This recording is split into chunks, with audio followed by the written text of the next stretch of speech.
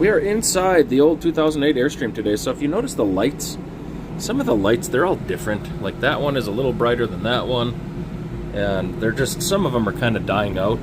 I had already replaced this one right here, so you can see that one's super bright, and then the one next to it is really dim, dim, dim. So I went and bought all new lighting. So we're going to replace all of the lights inside this Airstream with fancy new lighting, and hopefully it's going to spruce it up. And so we're going to do all those ones. There are a couple back here that I haven't turned on, but these ones are the same situation. They look really crummy. So we'll get all of those changed out.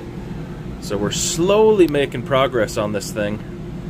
The next is going to be the booth and the couch sofa area. We're trying to get that recovered, but the prices are astronomical. It's still less expensive than buying new, but it is very, very pricey to have that done by a professional anyway. I'm not going to attempt that myself because I want it to look really good. I also added this cool little towel holder. Trying to find replacements for these just because they're kind of worn out. There is another one that goes here, but I'd like to replace those just so they look a little bit better. But again, she's coming along. Hang on a minute here and I'll get these changed out and show you what it looks like. And here is the finished product. Got them installed back here. I've got, let's see here.